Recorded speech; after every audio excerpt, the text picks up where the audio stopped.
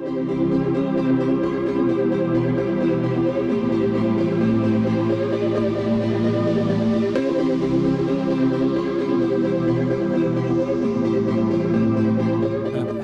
welcome to the next lecture, and this topic is about environmental performance indicators. So the environmental performance indicators are used to evaluate the environmental performance of the company, and there are multiple types of them, but the main idea take into account the life cycle of all the product. So we know that the products, usually when we come around them, we are as a consumers, we find them in the shelves, and we know the life cycle of that part. We buy them, we use them, then we decide what to do with the end. But of course there's a life cycle stages before that. There are life cycle phase of getting the raw materials and then production. So together it's a whole life cycle, and today we'll focus on some of the methods, environmental performance indicators that the companies, especially in electronics industry, could apply. And lastly, we'll see some of the benchmarking systems. One system which is more popular, and companies also in some other ways can compare and evaluate their environmental performance. So what are the environmental performance indicators? So more broadly used are, for short, the KPIs are the key performance indicators, and they are not only used for environment. There are many reasons why some company wants to compare. For example, they have two shops, they want to know which works better, so you have to have some kind of indicators. So how is indicator different from something like, let's say, a turnover?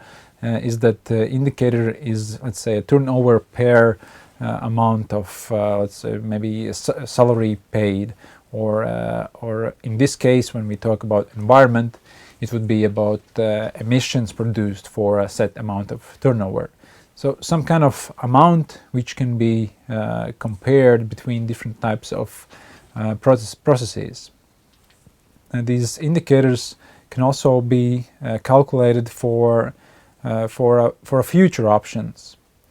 So not only for how a company is doing right now, but if we want to understand how the company can move forward, we can look at different scenarios, and somehow to quantify and evaluate it, we can use these indicators to set some goals for companies, to see if we are reaching them, to follow up, and so in this manner we can always try to improve.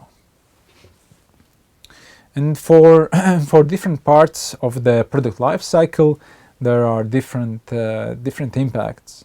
For example, production, at the beginning we need materials. For use phase we need energy. Therefore there are different ways, they're not directly comparable. You cannot compare, let's say, I need 10 kilograms of iron ore versus I need 10 kilowatt hours of energy. So you cannot compare them directly, but we will see some methods how you can compare them with the use of these environmental performance indicators.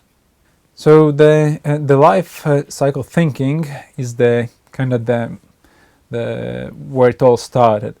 So in the slide you can see there's a lot of years, a lot of documents. This is the how life cycle thinking got developed with a lot of new documents, studies, and reports and analysis in only in Europe. So the life cycle thinking is the idea that we need to analyze, assess each part of the life cycle of a product, and we need to avoid something that's called burden shifting. So let's assume we use less materials for production of something, but we make it less durable. So we avoid using more materials in production. So let's say we're saving on environmental costs and on everything, on the economical costs, but in the end maybe it's not going to work for as long. So we're shifting the burden from the manufacturing to users. Users will have to throw out or repair sooner. So this is kind of the burden shifting. And so if you look at the whole life cycle of the product, we are avoiding this problem because we are evaluating it all stages. And so this is one of the reasons why life cycle thinking was initiated and why it's been implemented in this circular economy idea and thinking, and why it's being communicated to companies, to consumers, to understand all these specifics. For example, previously we saw that we had this labeling. So if consumers don't understand that, okay, they'll buy cheaper, but they will cost more in the use phase, then they are not inclined to buy more expensive. So that's why this life cycle thinking is something that all the society needs to understand slowly, and so understand also what's the cost they pay for products to take into account when they are produced. So what is life cycle assessment? For short, this is LCA, and this word in the science community and so on is used a lot. And so what it is, sometimes it's also referred as a life cycle analysis, but what it does, it measures the impact of on the environment associated with different stages of a product or process, or maybe it can be a service. So not only products can be compared and analyzed, but also other things. Why this is so widely used? Because it uses a method which is standardized by 14,000 series standards. So everyone knows when they compare their products with the same method, they can speak to each other, so to say. So there are multiple of these stages for the products. We have when the raw materials are extracted, then the production happens, then we have a distribution, and then at the end, after distribution, the products come to the consumers, and then it's up to consumers what happens with it. But usually there is also the waste management part. LCAs can be run for different parts of it. Like, let's say it's called cradle to gate, for example, from the raw material extraction towards the manufacturing. It would be the cradle to the gate. The gate is referencing to the manufacturing plant. Then there could be analysis for comparing only the gate to gate.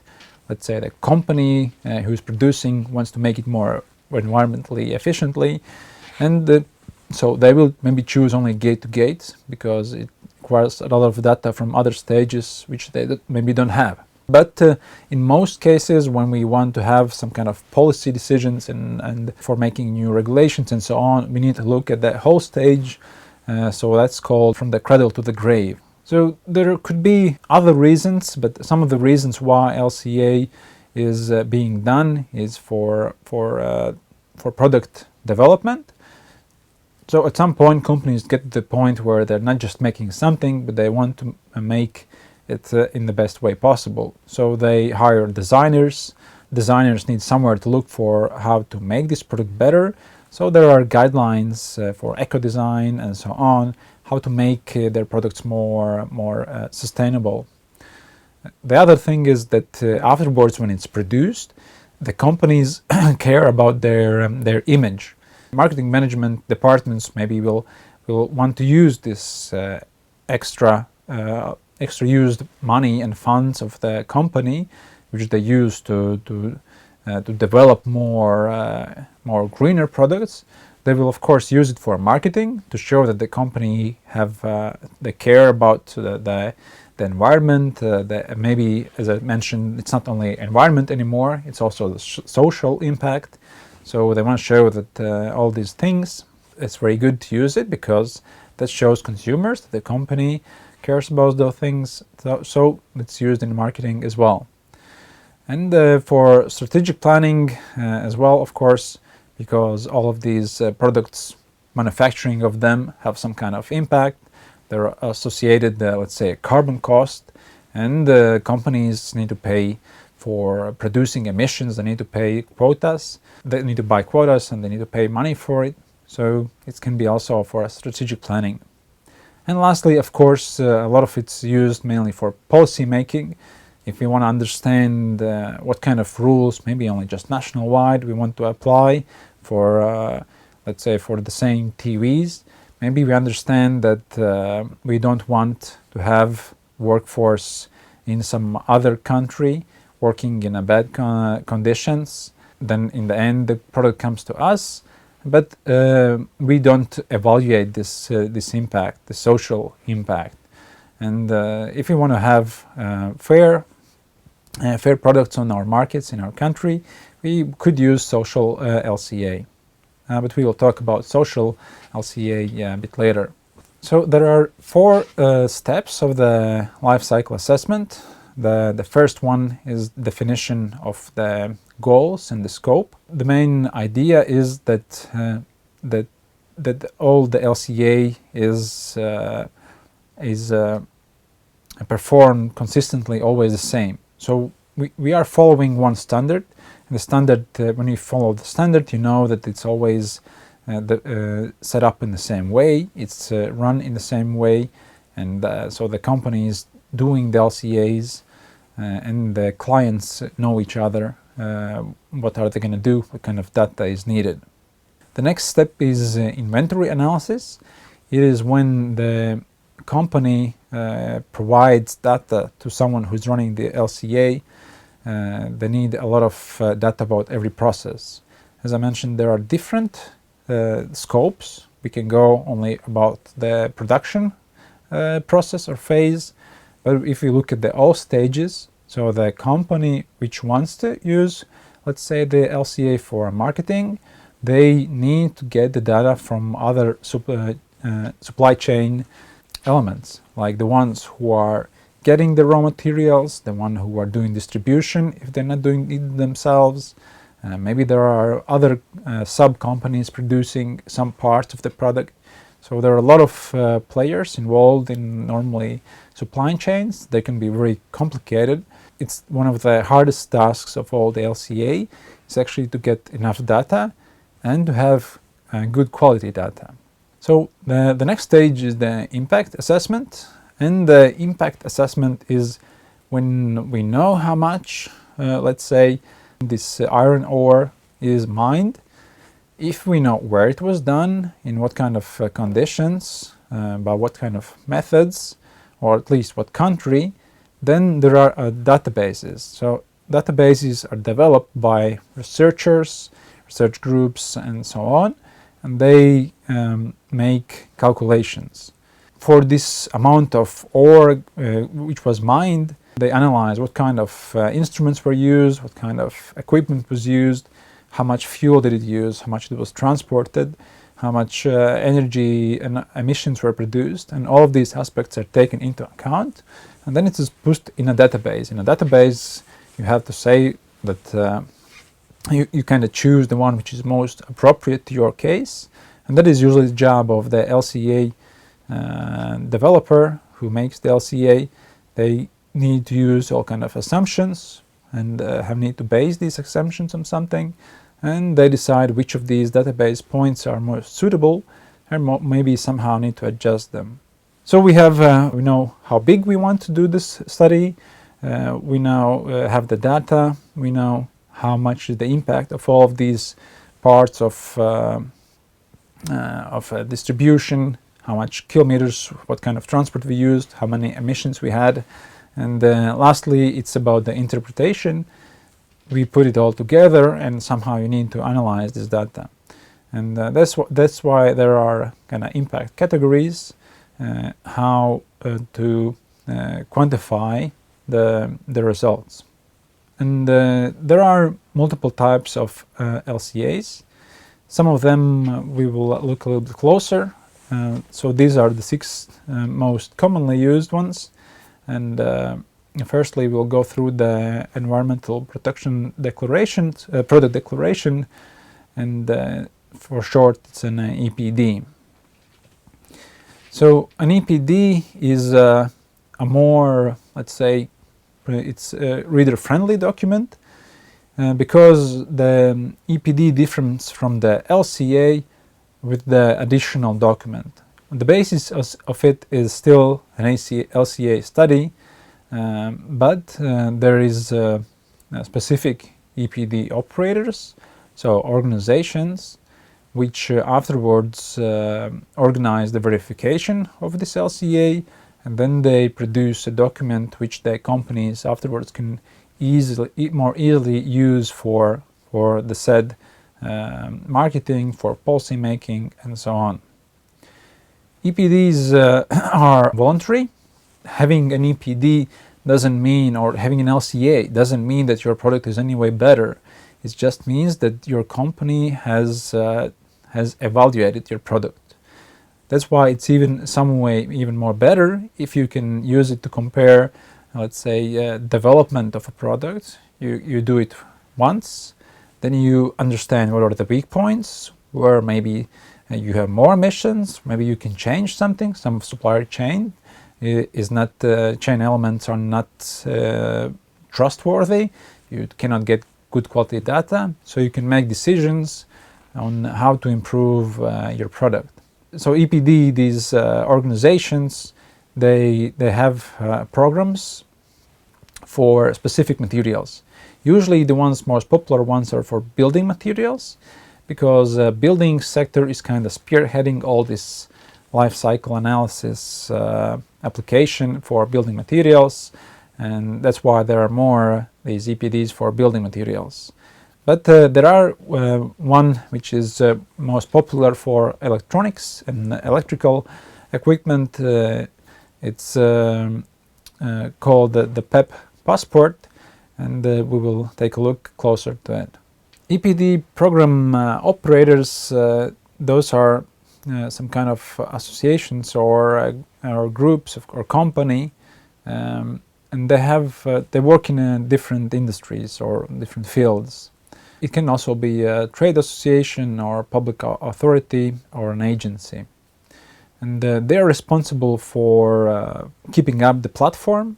So there will be a platform where you can find all these EPDs, and they are also responsible how these, after the LCA is done, that everything is verified. They will organize this verifying process as well.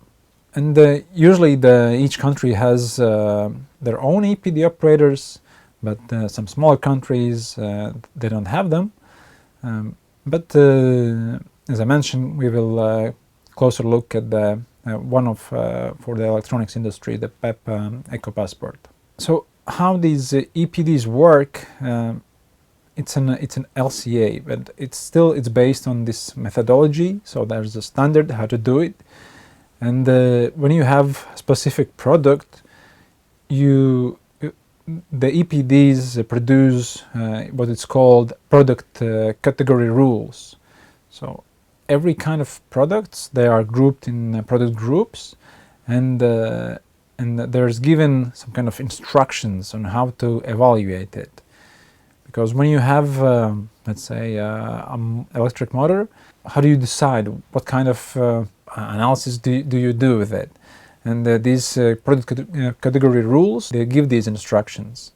And since you need someone else to do the LCA, you need someone else to verify, the EPD program operators, that's what they do. They produce these guidelines, and then if your product is within any of these category rules, then for you it's going to be easier, because all the instructions are produced by them, and you only have to get the data. But of course, sometimes you have a new product, you decide that you need this EPD, then the new kind of category rules need to be produced, which takes time, which takes a lot of, probably if you want it personally, the company, then it's going to take also a lot of money.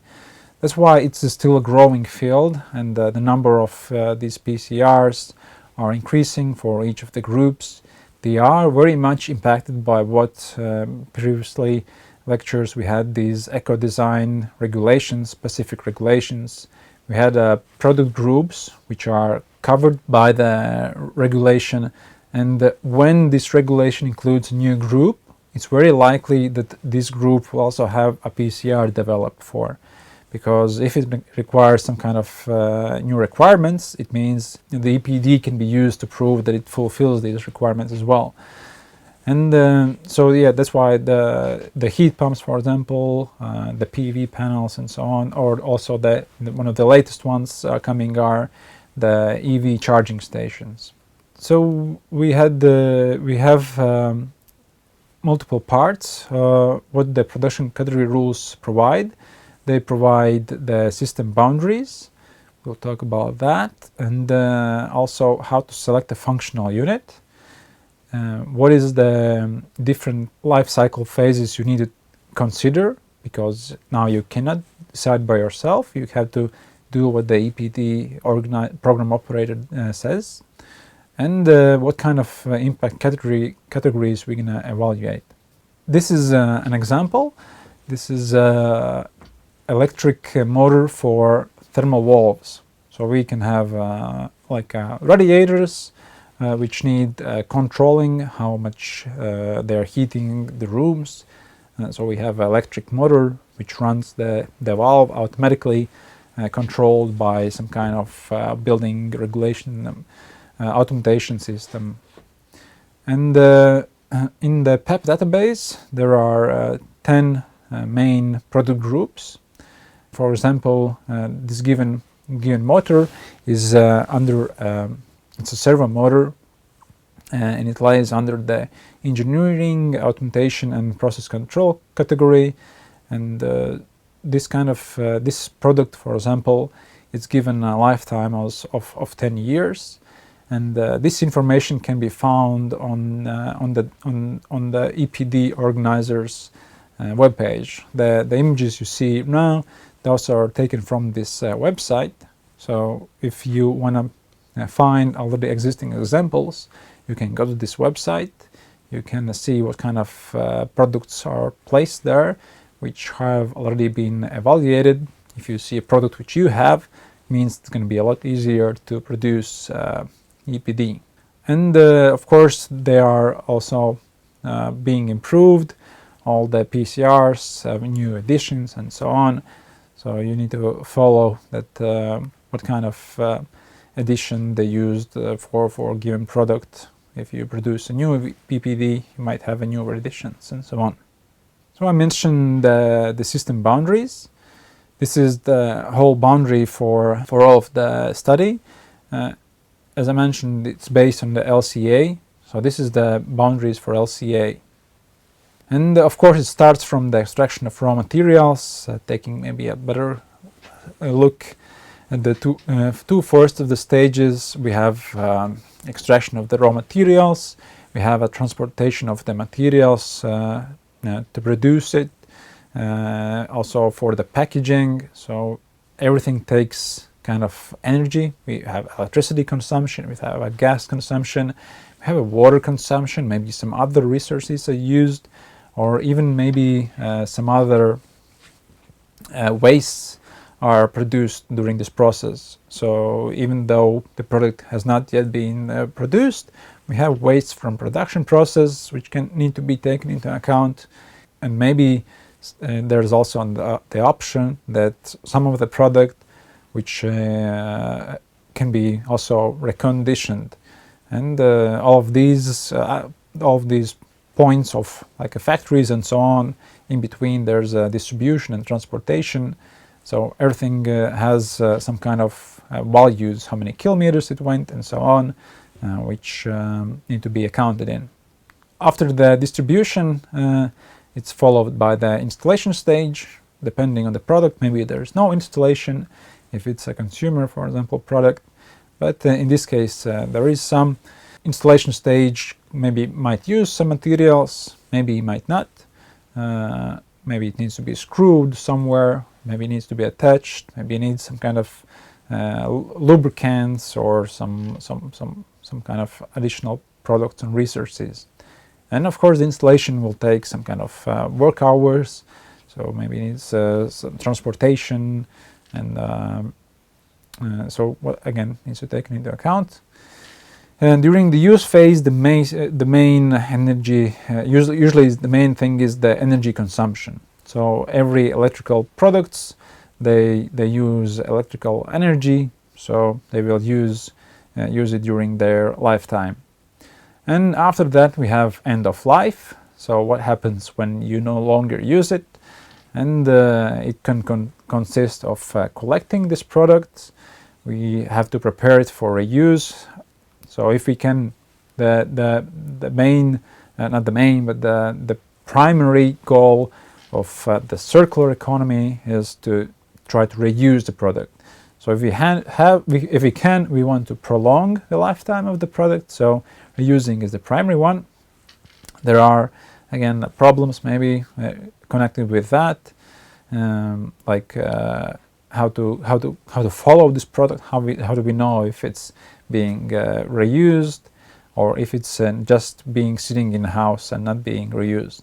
So there's a lot of uncertainties. But if the country has made some kind of system where people can bring their products and then the company somehow brings it to someone else who repairs and gives to reuse, then it's more transparent. But then also other aspects, as maybe reuse is not possible, but maybe some parts of it can be recycled, and it's better than the last alternative, which is maybe to recover energy. For example, if we burn it, incineration is another process.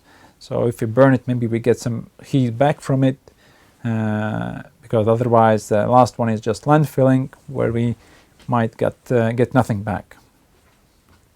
Then I mentioned also the functional unit.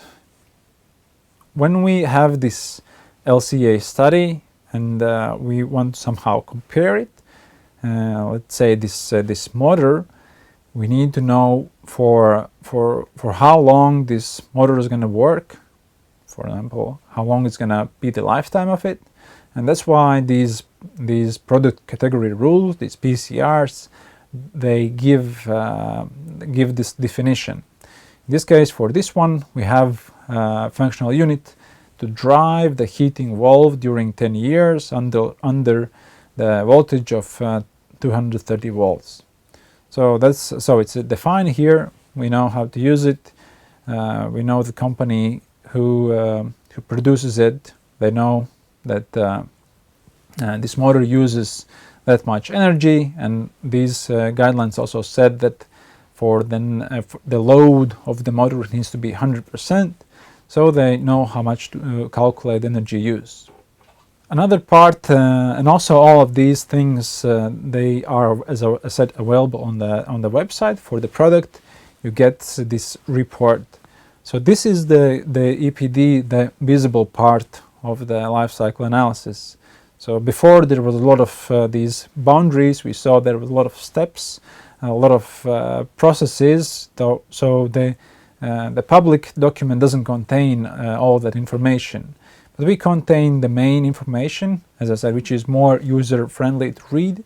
We see what are the main materials, for example, used in this product. We can see that the largest share of the materials are the plastics, of which the polycarbonates make around 32%. We see that it contains 26 grams of stainless steel, but of course there are also other materials made for the packaging and some other materials. As I said, the EPDs can be used by companies for their own reasons, for marketing and so on. But there can be cases where EPDs, especially in the building sector, they are obligatory. So in some countries recently there has been like a law which says that if you want to build a new building, you need to have evaluation of building materials done. So in that case, you cannot decide what kind of information you will include and what maybe not. In that case, you have to do everything according to the requirements. But if you do EPD yourself for marketing reasons and so on, there could be a lot of places where you don't have a data, and you go with the assumptions, or you just exclude it. And that's why in the manufacturing, in distribution, there will be a lot of assumptions. For example, we can assume that all the material for packaging, and if the company can prove it, of course, they can say that it's 100% recyclable or recoverable, and also assumptions for the end of life. In this example, it was mentioned that it's hard to know what's going to happen. So if the country where it's going to send, they know their marketplace, the marketplaces where they distribute their products, but if the country doesn't have a certain system, what's going to happen with the product, so they don't know what to put in their analysis. They don't know if the country requires everyone to take the electronic products to a set place where they are collected, recycled, and so on, or maybe they are thrown out. So a lot of uncertainties. So that's why also all of these reports will say that they have to assume something. And the main part, of course, is the impact. So we take all these steps on calculating and everything in the end, just to understand what is the impact it's creating. And the impact, of course, is again separated by different life. These phases, these stages for raw material manufacturing, distribution, installation, use, and end of life. And another aspect, maybe not that important for everyone, but for those who do such research, is also what kind of software is used, because softwares differ, and it also helps for someone else to reproduce the same for their products. So right here at the bottom, you can see there are example for this product. They use the website, the program AIME, and it mentioned what kind of databases it uses. Before I mentioned that databases, so one of the LCA steps were to get this impact assessment. So you know how much products maybe or how many kilometers you need to transport, let's say in one country in Asia, but you don't know what's how is the fuel produced there, or if it's maybe for some process which uses energy, you don't know what's the buildup of their national energy production. Is it coal? Is it wind? Is it hydro? Or something else? So that's why we have these databases for different countries, and that's why for someone who makes LCAs, someone who verifies it, it's important to know what kind of databases they have used, and so that they can verify the results. This table also shows all the possible environmental impact indicators. So we can have the impact on the global warming, we can have an impact on the ozone depletion, we have acidification of soil, water, eutrophication, ozone creation, depletion of resources, and pollution to water and air. So those are the main kind of categories for the environmental impact. And as you can see that we have specific units, and we have also, it's given in the numbers, in the quantifier values for each of the stages. For this specific product, we can see that, of course, the raw material extraction is going to have the bigger impact for that category, for resources, for resource depletion. But in the rest of the categories, the most impact comes from the use phase. So when we use these products, we use energy. Energy in Europe uses still a lot of fossil fuels. So all the emissions from the energy production are, in the end, is going to be the biggest impact for this product. But of course, it changes from product to product. And this is another reason why, if you make it more energy efficient, or it's also a tool to see that for your product, the biggest impact comes from the use. So if you want to optimize, if you reduce the energy consumption, it's going to have a bigger impact than if you reduce, for example, the use of steel by some percentage.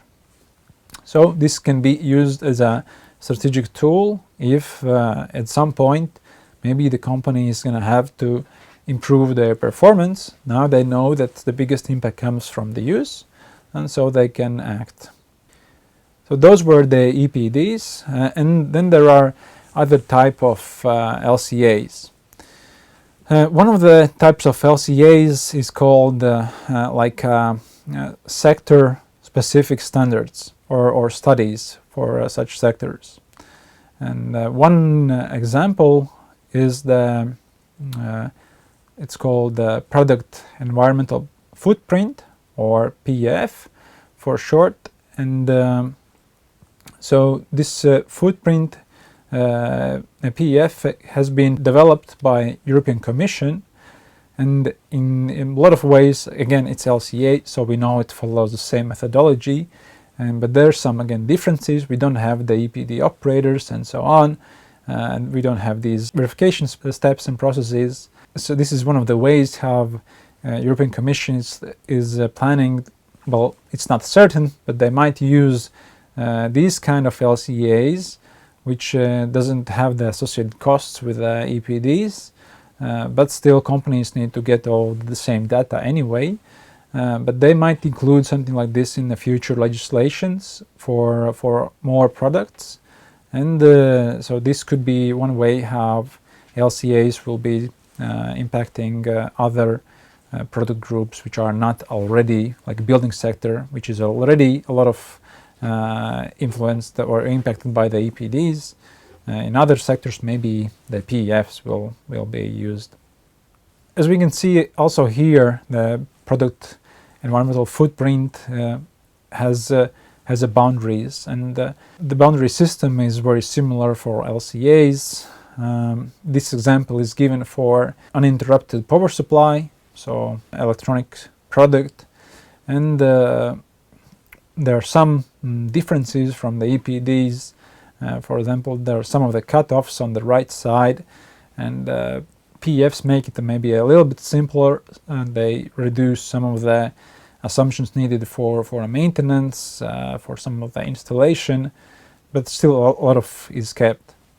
The main processes are marked in a bold blue, so those are the ones which have usually the biggest impact. So those are usually the ones which companies need to analyze first, and so those are for this product. Those come from the lead-acid batteries.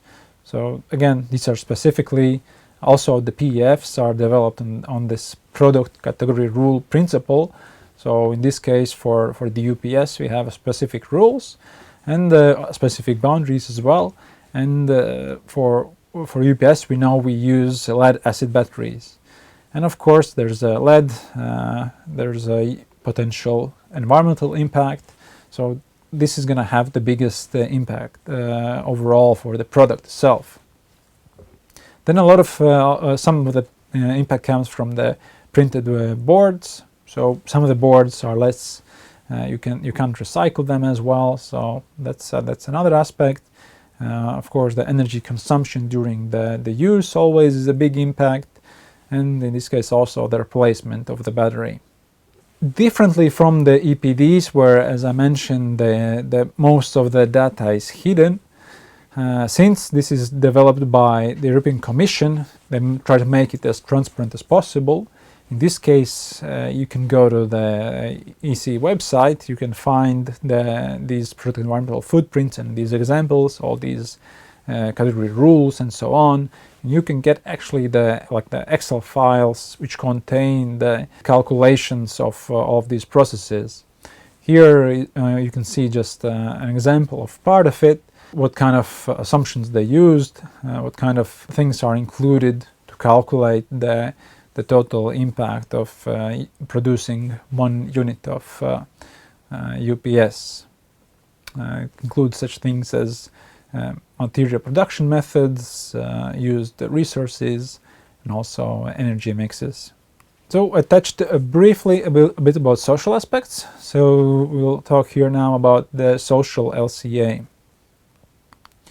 So the social LCA is being used more lately than before, because more and more it is understood that we can try to reduce the environmental impact by quantifying how much materials we use and so on. But the problem is that sometimes the burden, as I said, maybe the energy use burden is not shifted, but the social burden can be shifted. If we produce in a country where the requirements are lower, it's not following the fair trade principles, and so we're just shifting, in this case, the social problems. So the social life cycle assessment is a method that is used to assess the social and the sociological aspects of products, also the processes and their potential positive and also the negative impacts of their life cycle. It is less addressed than environmental impacts, because in some way they are harder to produce, because you rely a lot on doing the questioning. There are a lot of stakeholders, a lot of groups involved, which you need to analyze. And of course, similarly, we had databases for let's say how much emissions come from 1 kilometer of ferry transporting 1 kilogram of steel. Let's say it's something quantifiable.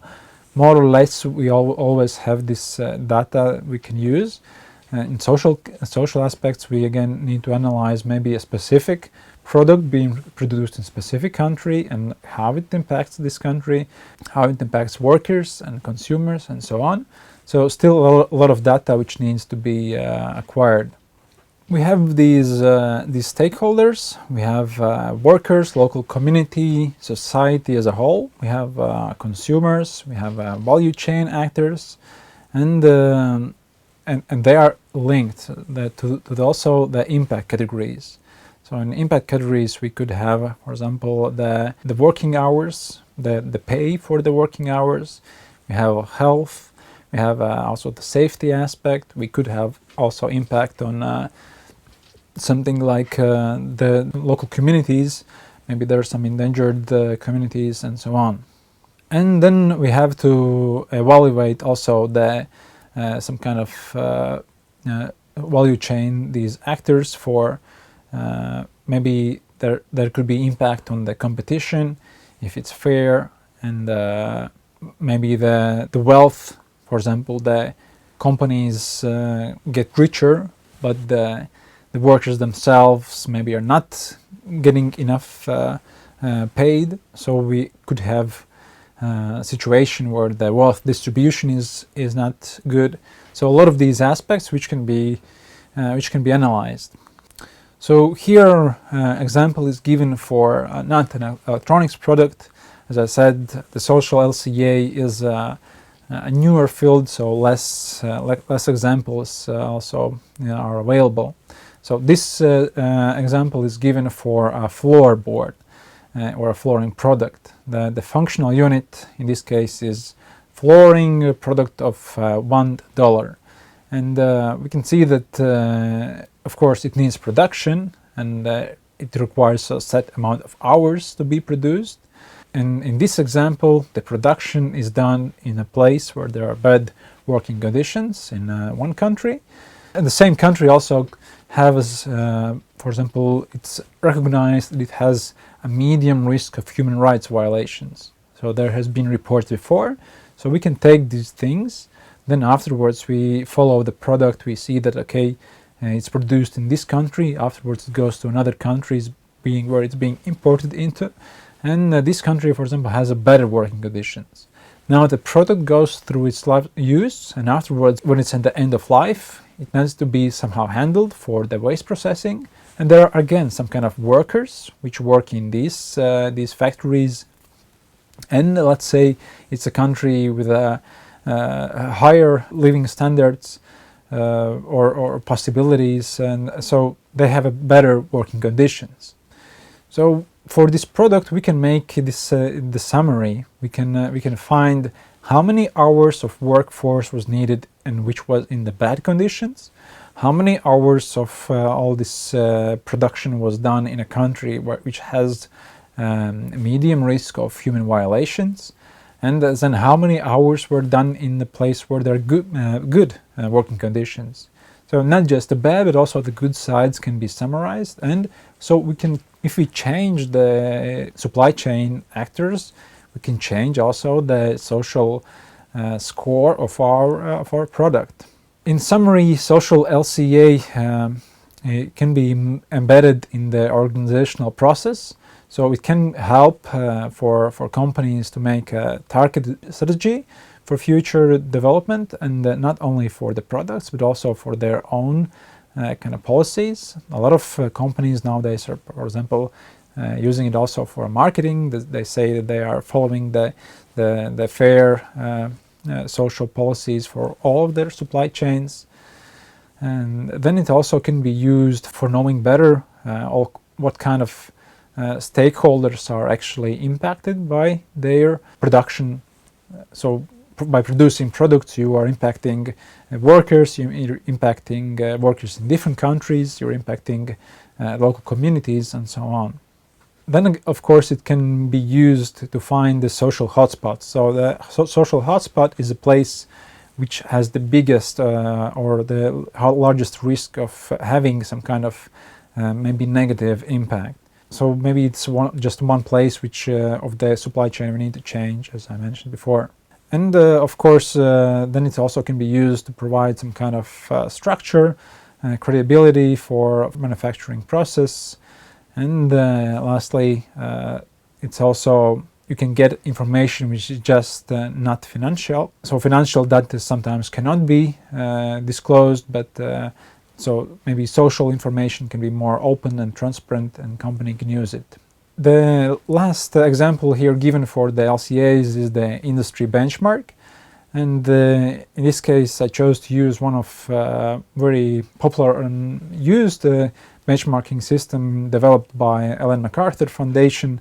It's called the Circulytics, and it can be used similarly as before for companies to somehow benchmark their performance.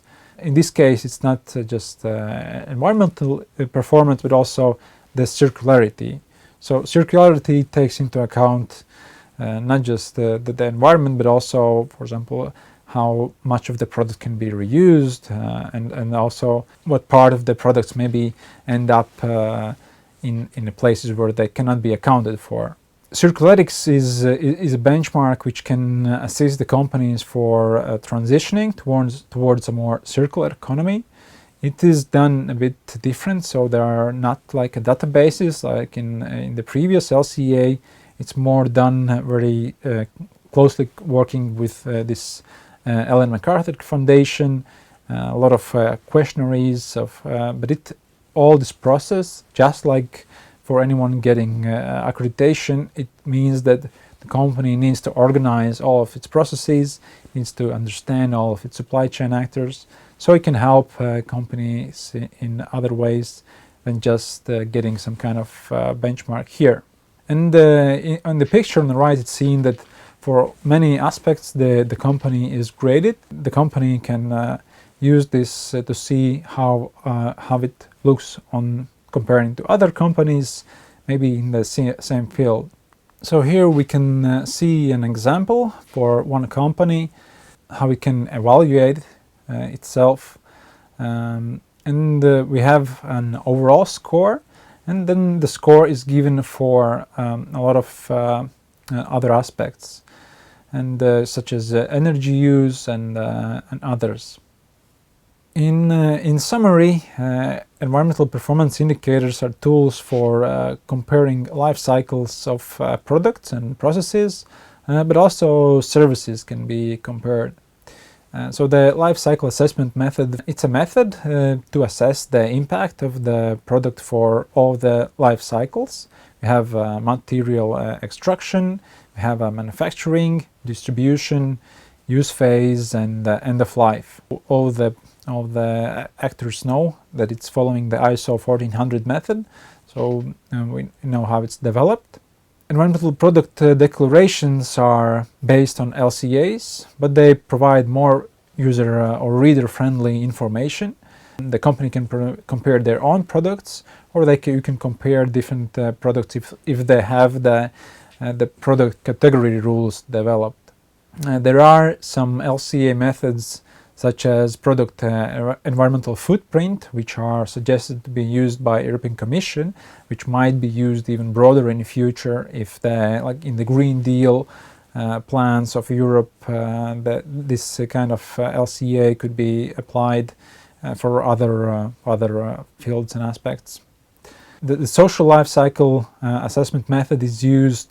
They can be used parallel to the LCA. It gives more information about how it impacts the stakeholders such as workers, the communities, the consumers from the social point of view. It's a newer field, but it's an important one and still developing. And the benchmarks are ones which the companies can use also to get easier comparison to different companies than maybe if they don't have that much data about them. So overall, thank you for listening to this lecture. I hope it give you information about how all the life cycle of the products need to be taken into account. There are multiple methods how to analyze it, and in the end how companies can use this information for their benefit.